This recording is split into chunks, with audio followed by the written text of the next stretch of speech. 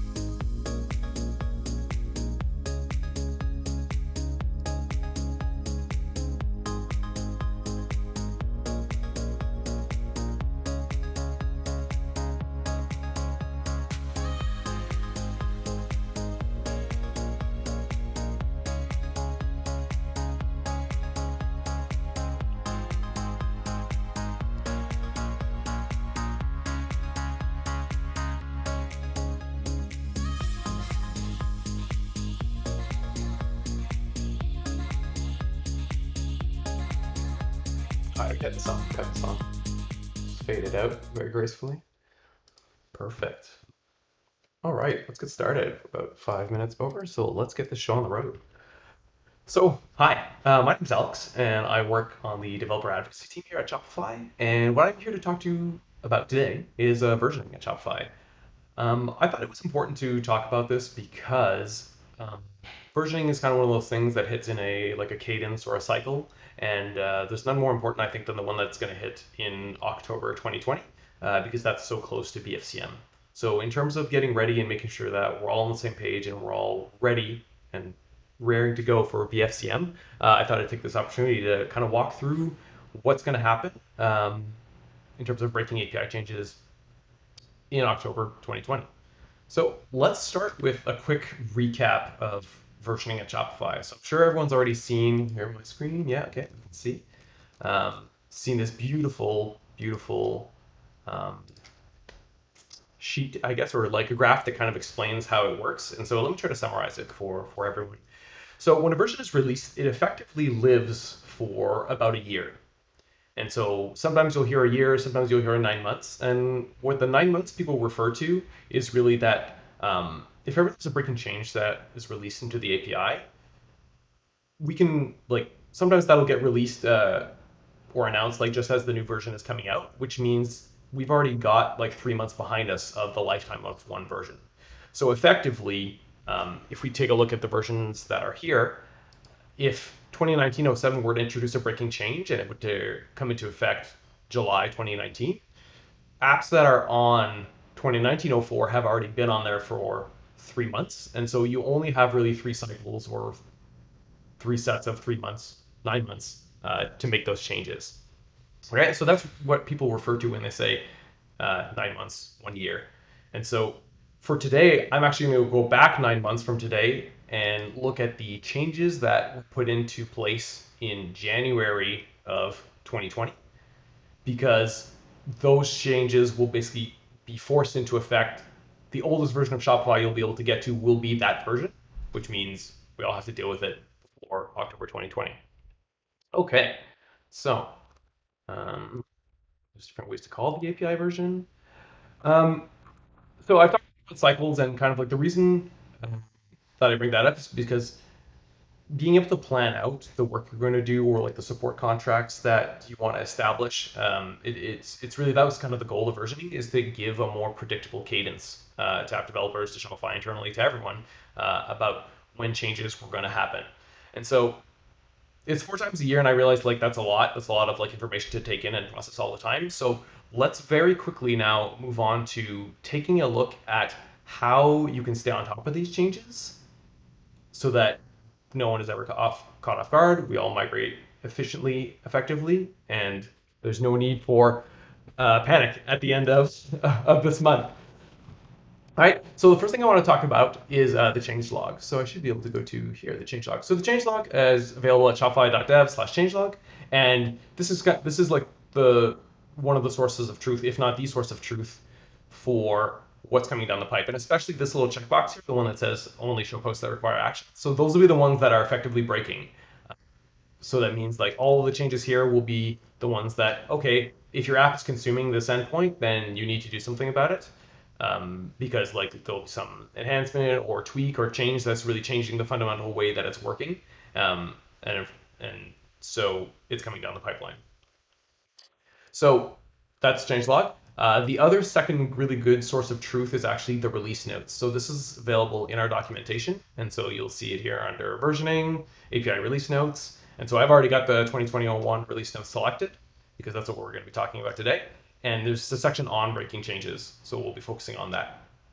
So for today, really, it's the two things that were put into in January were changes to the collects API. And so a quick rundown of that is that before we were returning all of our smart collection objects as part of the collects API, but we found that that was not as performant as we'd like. And so we kind of or took it out and put it into its own endpoint. And so now it can be accessed in a much cleaner fashion, I should say. So yeah, if we're relying on detecting smart collections or smart collects via the collects endpoint, that's going to have to change. And so don't worry about it. We're actually going to do a live demo at the end of this where we're going to go through each of these breaking changes, make some bad calls, and then see how we can be notified, and then what the correct calls to make instead are. Okay. The second breaking change I want to talk about is the maximum input array size for GraphQL operations. So you're probably familiar, if you use GraphQL with Shopify, you all should, it's great, that whenever you're requesting a connection, you can only really request 250 at once. And in fact, like that's not even like very recommended, because if you start nesting connections, the complexity balloons out of scale quite quickly, and it becomes hard to manage. So this really is just applying that restriction to inputs as well. So previously, like if an input had an array if a mutation had an array as one of its inputs, you could effectively create like an array of size 1,000, 2,000, as long as you wanted to until it timed out. And so that was not obviously a good experience. So we're just bringing that back in line with the rest of the API. So everything should have the same limit, so there's no surprises, 250 all around. So that was relatively straightforward, but again, in the demo, we'll go ahead and make some bad calls to Shopify with like a large array, see how it passes in one version, and then we'll toggle to the next version to see how it's going to fail. Cool. All right. So that's changelog, that's release note. The next thing I want to talk about is the deprecation header. So this, the two information sources that I've kind of presented already, they're very like pull, like you have to be actively checking, and it's not ideal. Like you maybe like set up like an RSS feed to stay on top of things, but it's still not really custom to you. You get like way more information than you probably want, and so deprecation headers are actually a header that gets tacked on to any request that you make that is going to break in the future. So those are really cool. So these are actually, I believe, we can talk about them over here back on our versioning page. So they're part of the deprecation practices, and they happen in both in GraphQL and REST. I think in REST they're a bit more granular because we can detect like the endpoint that's being hit and that kind of stuff. Whereas in GraphQL, if you select multiple things, multiple connections, it becomes harder to say, okay, here's, or harder to return a single line saying, okay, here's the deprecation. Because if you hit two at a time, we'll say, then it's kind of up in the air. So let's go down to where we talk about that. So that's just here, this REST API deprecation practices. Again, it's included in certain GraphQL requests, but I would definitely like pay more attention to this on the REST side. Okay, so let's go into what it is exactly. So if you make a call that's going to be deprecated, then where did I want to go with this? Yeah, so if you make a call that's going to be deprecated, you will get an additional header back in the response. And again, in the live demo, we'll showcase all of this. And so I think as an app developer, what's important is really to just check for the presence of this. The actual value that's returned is of secondary importance. And the most important thing is actually that like if this header exists, then it's something that needs to be investigated. Now, it'll always be this header, and the value will generally be the link to the tutorial explaining like how it is you actually have to migrate or how you have to change your calls. There's a really good example of that with the collects one, which we'll see.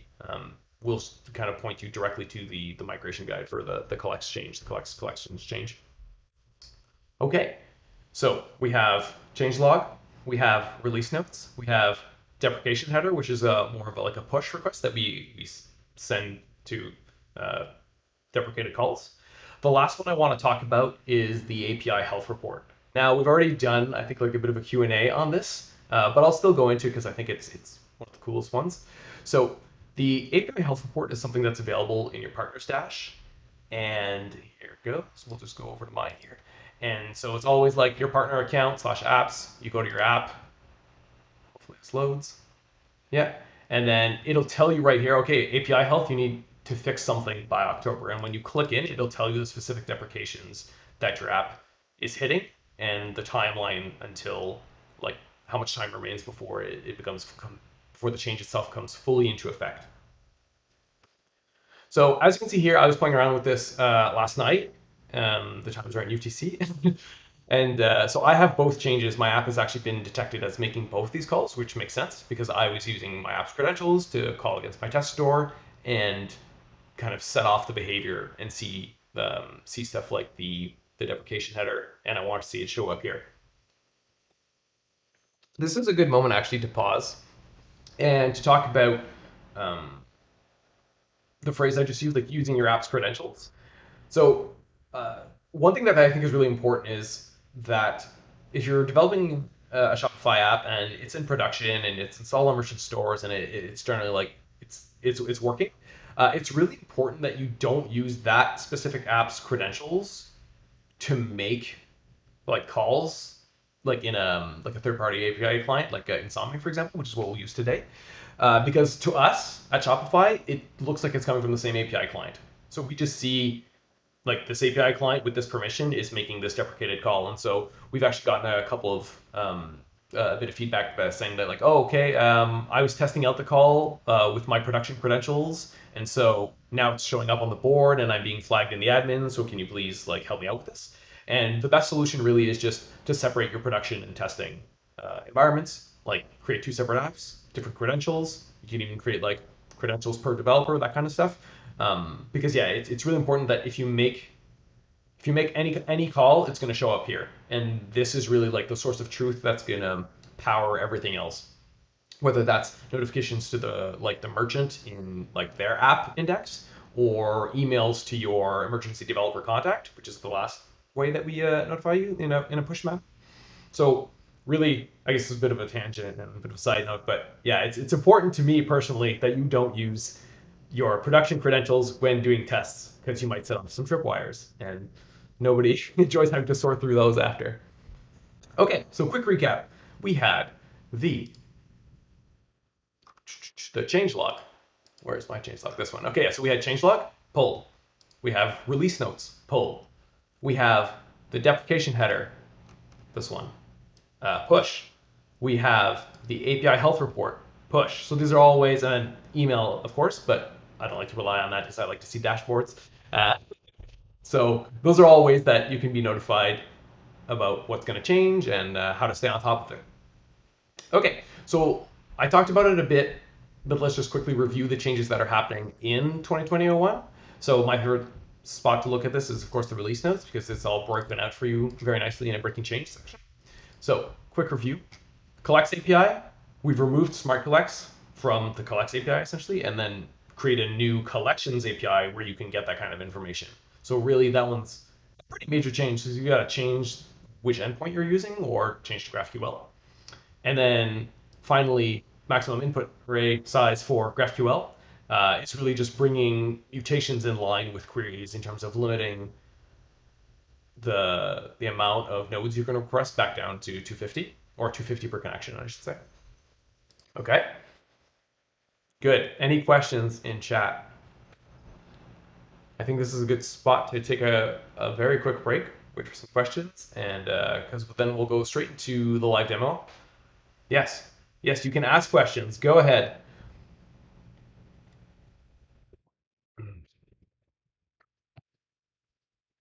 It's time for question now. I'll give a bit of time after the demo, and the demo is just going to be like going through Insomnia, and I have some pre-built queries that I worked on this week that set off all of the behaviors and that cause my app to get flagged by this, and then I have the equivalent calls that are like, okay, well, how did we change it so that we wouldn't be getting that?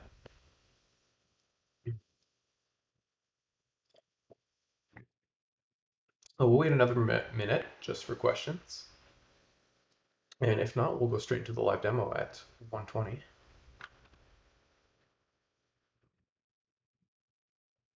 Yeah, so I'll read the question just so it's available in the VOD later. So I'm just starting to learn the APIs. It's been roughly a day, but do the GraphQLs ever deprecate like the REST APIs? So yes, so we can deprecate certain like parts of the GraphQL API. I think maybe like the underlying component of this question as well is that Shopify has been really kind of pivoting to GraphQL first, even in terms of like the external APIs or yeah, the external things, because we've been GraphQL main internally for a long time. And so a lot of like, if you think about it in like REST versus GraphQL, a lot of the new features come to GraphQL first, or maybe even GraphQL only. So it's important that like new apps are effectively built with the ability to like to process and consume GraphQL because that's where the new features are going to be. Um, Yeah, but in terms of like actual code deprecation or like endpoint deprecation, both APIs are subject to the same. Yeah, I guess that's the best way to put it. So that's not to say, I guess to be super clear, I'm not like it is totally possible for us to decide like, oh, this field we don't want like there's a new model for it, and so we want to represent it a different way, or we must, I should say, represent it in a different way, so we're going to remove it. Yeah. Um, yeah, so I hope that's clear. And then how long after my app makes a breaking call does the warning stay for merchants trying to install it? Okay, so I think this has varied in the past, and I don't know what the latest is. I don't actually know, but I can look into that. I'll make a note. How long does the merchant banner? You're asking about the merchant banner specifically. I don't know if you have the answer as well, Incarnate. If you have it by experience, then. I know like over the last two releases, we've kind of been very careful, very diligent, and extending things around COVID just to give people more time. And so I'm not sure what the current stance on how long like flags stay for merchants. I believe it was a week. Like so, if I'm gonna take a gut guess, a gut feeling on what I was working on before, it's definitely take about a week. Okay, so follow-up question. In the future, will there be a GraphQL alternative to every REST API? Shopify moving that route. So my gut says yes, but not effectively. So obviously, the like one of my goals is really to get everyone on GraphQL, and so there's a lot of drive to get that parity, and there's a lot of work. Like I know one of the things like from last year, so it was like we added like billing, and then we improved billing on like the GraphQL side first. Did you have like a specific example or a specific REST API that you were hoping to see in GraphQL? Because obviously, like we understand that if if that's not available, then it's a barrier to people moving to GraphQL, and that's what we want to remove, right? We want everyone to be using GraphQL, so that yeah, and if there's any barriers, then yeah, it's up to us to kind of figure that out and remove those for everyone.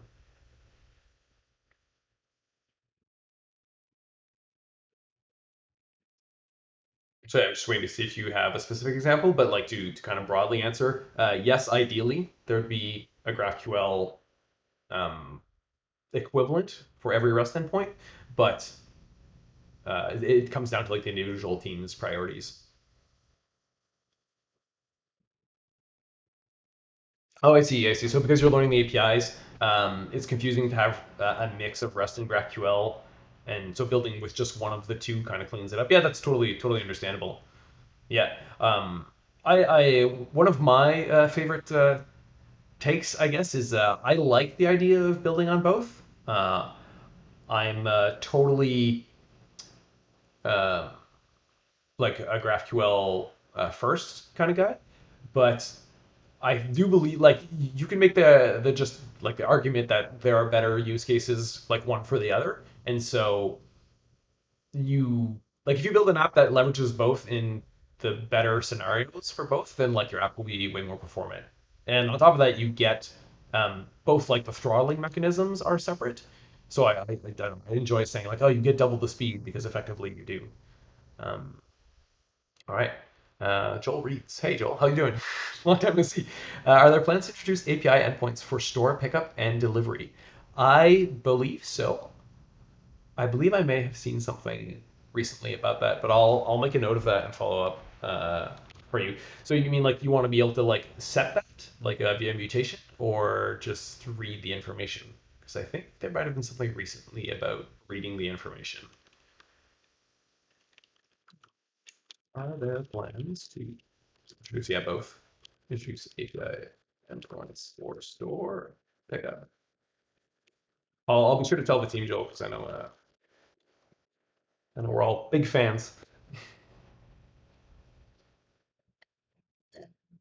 Yeah, that's true. Ken says, yeah, choosing REST GraphQL in certain scenarios makes sense, but when working with the team, it's easier to have entire documentation in one style. Yeah. Okay, will Carrier Service API be available on GraphQL with more data? Maybe. I think so. Sorry, and, by that I mean like I don't want to speak for the shipping team, but I know they're very interested in bringing like a carrier service like thing to GraphQL, especially since they've had so much success and good feedback from the partner community on the delivery service API. And so, yes, like eventually, but I can't like commit or I can't speak to that team's commitments.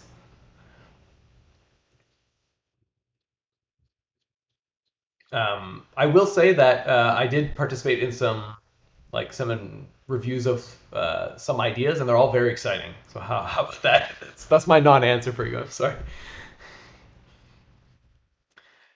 Okay, well, I'm loving the engagement. Let's move on quickly to I guess, the live demo part of this.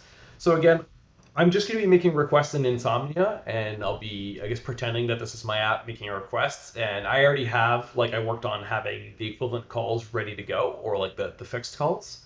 And so this might not be as exciting as a live demo makes it sound, but let's get right into it, and then we can do more questions after. Okay, so here we should have my Insomnia window. Perfect.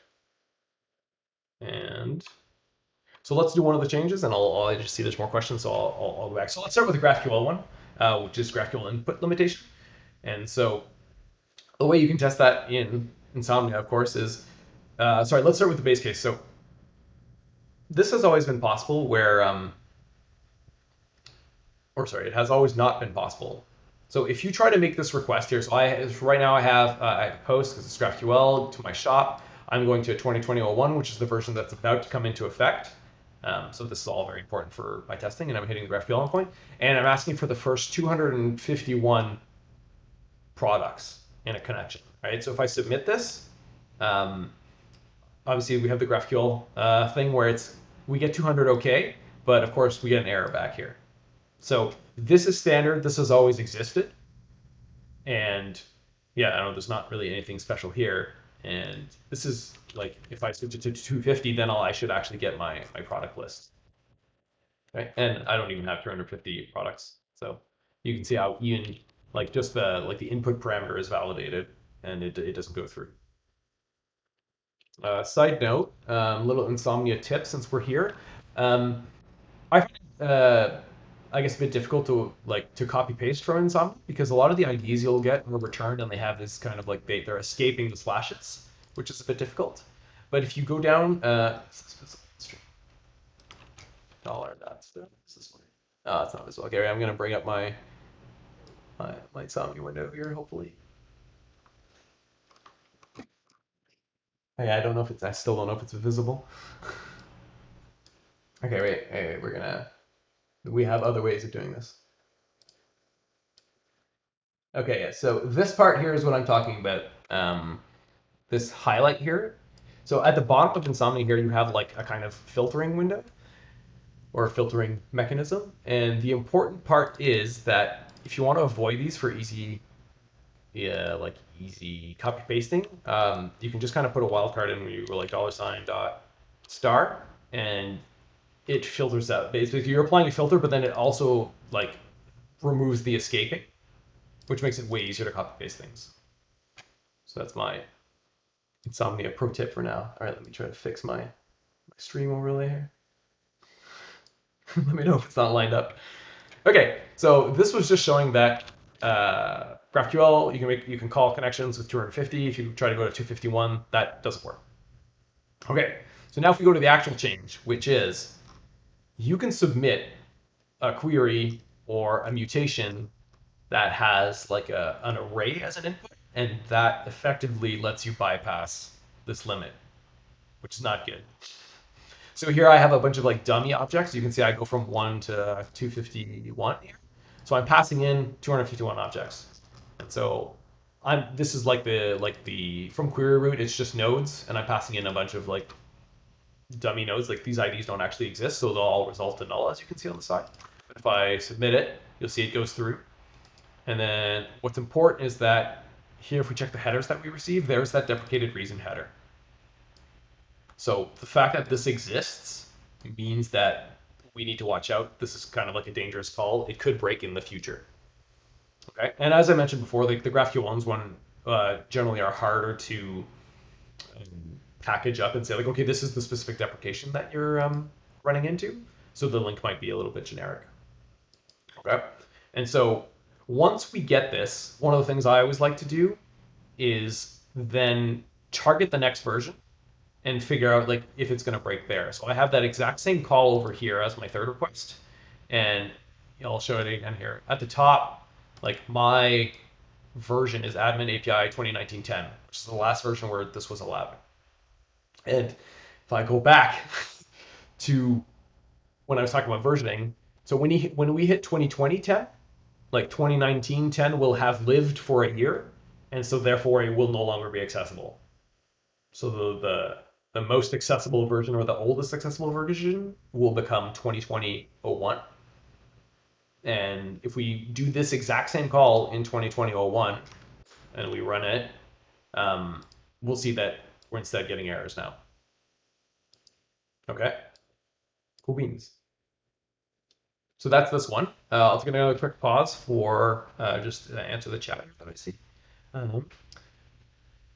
Also, not sure if this is the right place to ask, but is there a way to get actual certificates out of a partner academy to show clients? Well, trust to see. I'm not sure. I'm not. I don't work too closely with people who are running partner academy. But that's a very good question. I'm gonna make a note of that. I'm just gonna start copy pasting these questions directly into my doc instead of typing. It's way faster. And then, yeah, if ever I say to you, like, I don't know the answer and I'll get back to you, could you just like drop your Twitter handle maybe in the chat? Because then I'll be able to reach back out to you, or I'll get like someone from Partner Academy to reach back out to you in this scenario.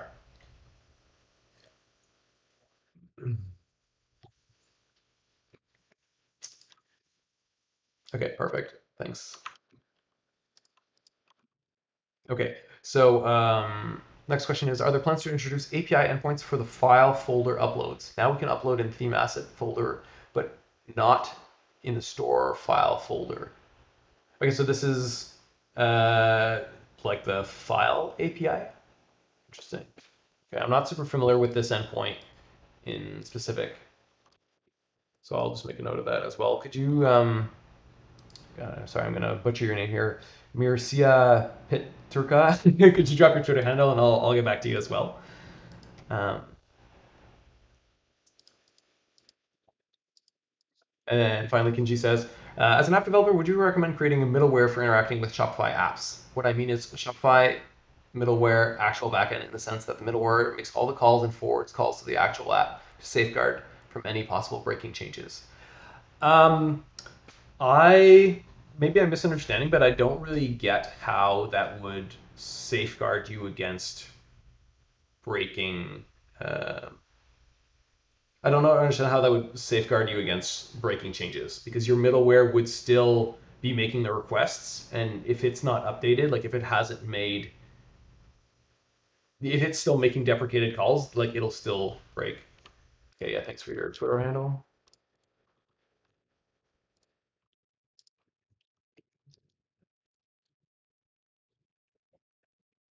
Yeah, does that make sense, Kinji? Like, sorry, it's not Kinji, but that's how I'm reading it. Um, yeah, like your middleware, if it's like effectively acting as a Shopify uh, app that's interacting with a Shopify API, it's still going to make the same calls that an app would make. So I don't see how like adding that extra layer is going to protect your backend. It's like it's better to just build your Shopify app with like proper, I guess, like logging or detection for this for the deprecation header, that kind of thing, so that you know to act on it way quicker.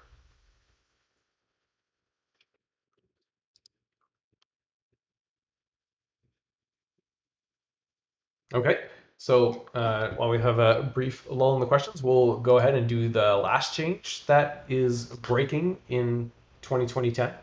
And as I say that, I want to take like a quick moment to like again re-explain that it's interesting because like these changes aren't being introduced in release 2010, like our new version that's going to come out in a month. Like so they're not being added. They've already been added, and it's more like the act of 2019-10 aging out, I'll call it. Um, that's what's causing this to like become incredibly important now.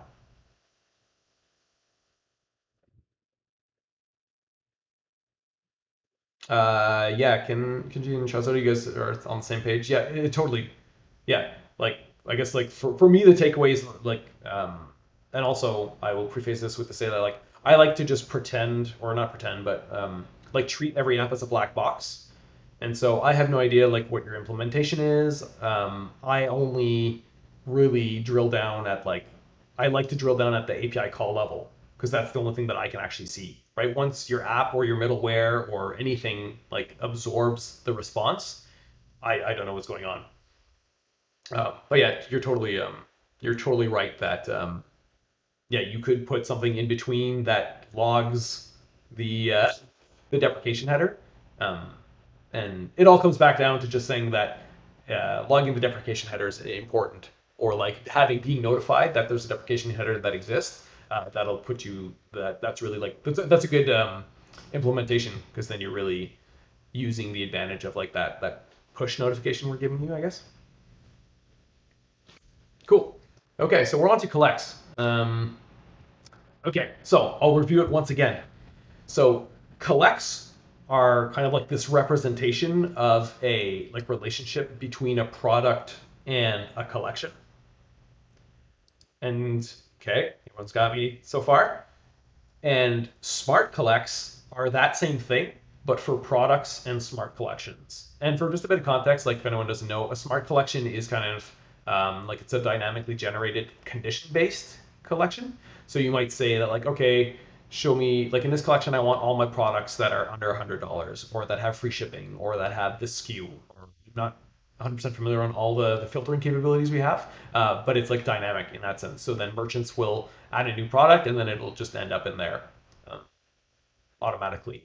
And so generating these collects on the fly for smart collections was obviously very time consuming, very like performance impacting. So we wanted to do it a different way, and the way that we did that was create a new endpoint that's served in a new way underneath the hood, um, and allows everything to work with that. So this one is a bit tricky in terms of detecting if you have a like a deprecated call or a bad call, because in some kind of like ominous way, I'll say the call won't actually fail in a later version, and so I'll demonstrate that right now. So this is calling my shop with 2019-10, and I'm just hitting the collect endpoint, and so this will show me all the collects, including those that are from like standard collections and smart collections. So here everything looks fine, and then I actually have a header. I have the deprecated reason header, and then it links to the tutorial. Sorry, see I'm not centered on my camera here. It links to the tutorial that explains how to like take care of this. Okay, so that's fine and dandy.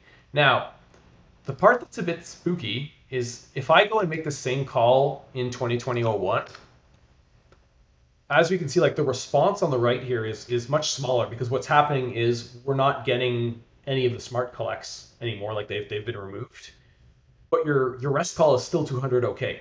So that's why it's kind of scary. It's kind of ominous. Like you really have to be mindful of the deprecation header, and making that call in 2021, it like it doesn't have it, right? It's only in 2020 or sorry 2019-10 that you'll get the deprecation header and like the full set of collects.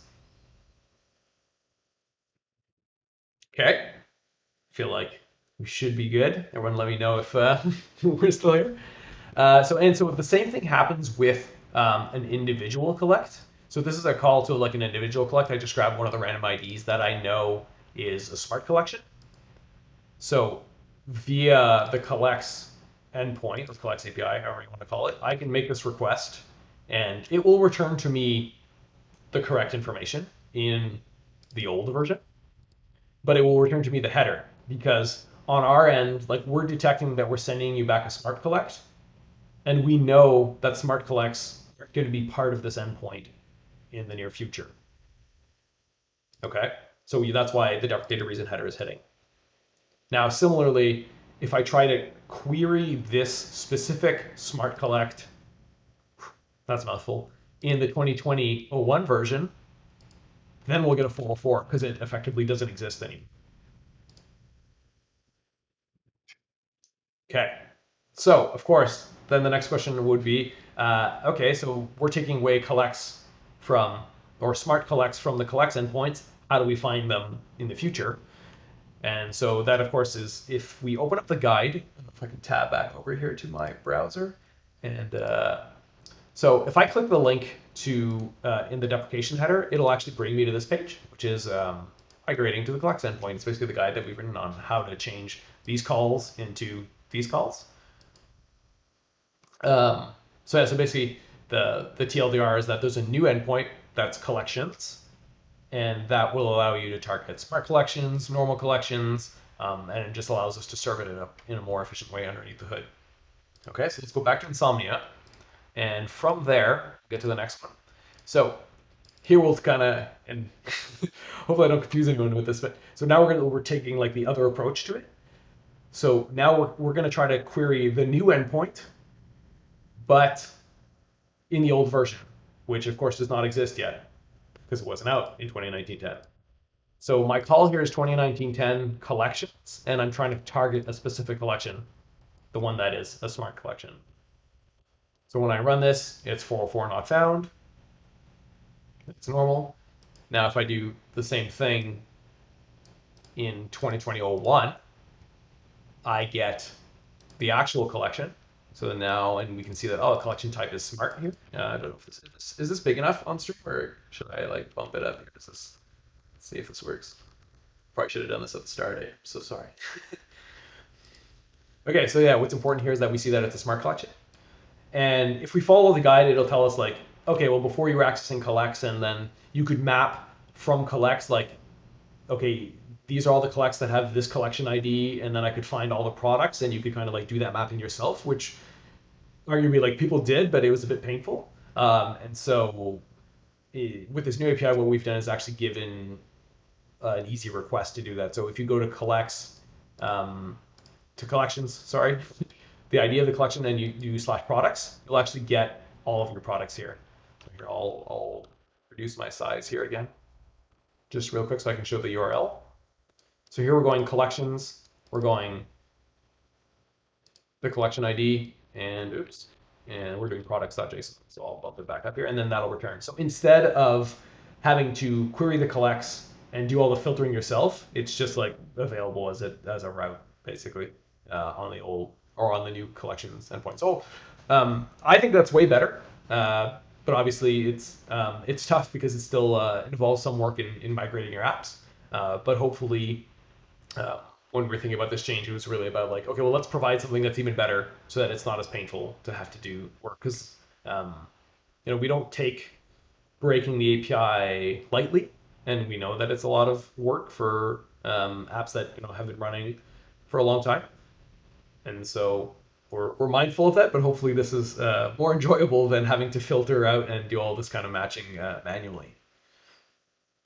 So that's what I want to cover on the stream today. Just we'll do a quick review because I used to be a teacher, and that's how you teach classes. So kind of the things that we talked about on the stream today, I'll bring back my browser window for everyone so we can go over it together. So we talked about versioning, we talked about the cadence, we talked about, I think the important part about my initial spiel is that kind of clarifying what people mean when they say like, oh, versions live for a year, but you only have 9 months to migrate. If that's not clear, please let me know. I'll go over it again, no problem. So we release a version every quarter, and they live for a year. Okay. In terms of versioning, we're interested in this stream in talking about breaking calls. And so how do you find out if your app is making deprecated calls? Well, there's kind of 4 methods, or 5, I guess you could say. Number 1 is the changelog, which is going out there and reading, being subscribed to this RSS feed and basically reading each entry as it comes in and being like, okay, am I affected by this? Am I affected by this? Okay, yeah, this is, okay, let me go to the linked guide and plan out this work, because I know like I have 9 months from now to do this work. The second one is the release notes. So release notes get mostly auto-generated, but also there's a lot of love and care that's given to this breaking change section, because we really pull out the breaking changes out of the auto-generated stuff to clear it up and make it super clear, like we make it human readable instead of just machine generated. The third one is deprecation headers. So switching back to Insomnia. What's important with deprecated headers is that they exist. And usually they'll give you a link to the guide that you have to follow to update your app. So that's really nice. But again, the most important thing is that presence of this indicates that there's a breaking change in this request. Okay, so be careful. Okay, and finally, the one I want to talk about last, once again, is the API health report. So this is cool. This is the dashboard that's populated with your own app's data. And so it kind of gives you the list of action items that you need to do. The last time that a deprecated call was detected, and links to the relevant guides to help you out. This will even work, I think, for GraphQL. Let's click this and see what happens. Okay, so for GraphQL, it'll bring you to the specific definition to kind of give you more information. And then for REST, it will bring you to the guides that we've written. So we can, like, on our end, we can hand curate those links. So if there's a big GraphQL deprecation, then we're able to put that link in there for an easy follow. So I would definitely say, like, in terms of like rating them, I guess if I had to rate them, I'd say the API health report is the best. Um, Deprecated headers is the second best. And I guess now that I'm saying this, I do obviously have a preference for things that are more like programmatic and that you can be notified about instead of having to, okay, like it's Monday, like let's check the change log and make sure that nothing's broken, that kind of stuff. So programmatically is A plus. And oh yeah, and then the last one I've always failed to mention is you will get emails to your apps like emergency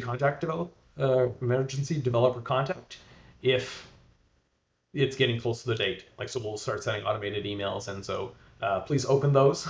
Please look at them. Please help us out in helping you, and we'll all migrate together and hopefully to better and better endpoints. So with that, we've got a bit of time left. So I'll open it up for questions again. I've got my Twitch chat open on the side, and yeah, we'll just conclude with that. Maybe I'll do a cool little fade out intro with the music again.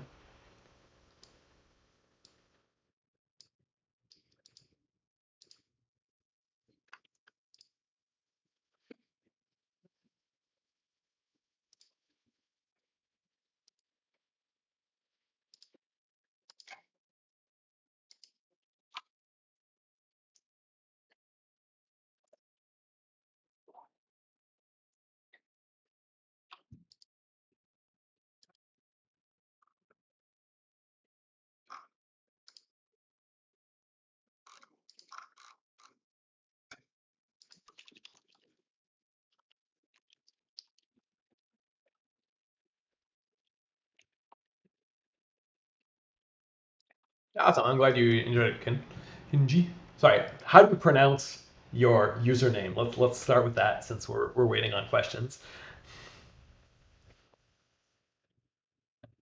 Also, what icon is that? Is that Overwatch 2019? Overwatch League? Oh, King. Just King. Okay, yeah.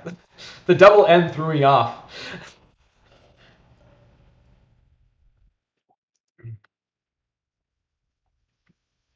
Ah, yes, of course. The extra N and H.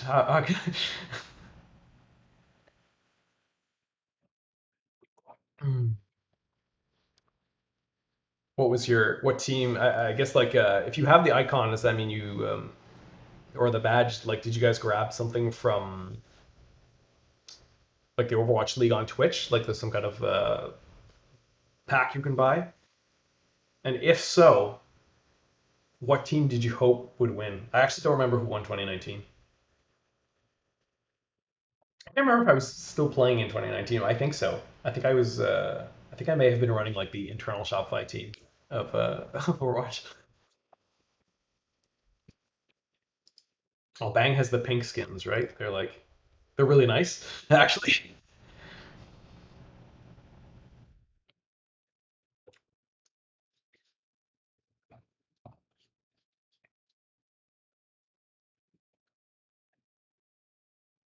Yes. Oh, SF, San Francisco, Shock, right? It's Shock. God, I feel like it's been so long, but it really hasn't been that long since I stopped playing Overwatch.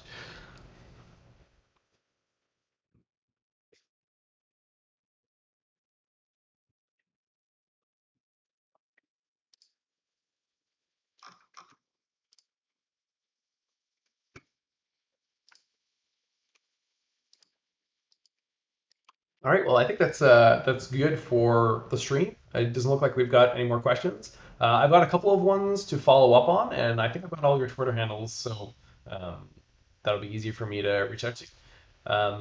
Yeah. So if you like this, we're trying to put these out pretty frequently now, I think. So make sure to follow the channel. You can follow Shopify Devs on Twitter. You can follow me on Twitter at Lopert. And yeah, that's I think that's a wrap. So thanks so much for tuning in, and we'll see you next time. See ya. I need to do the cool outro with the music.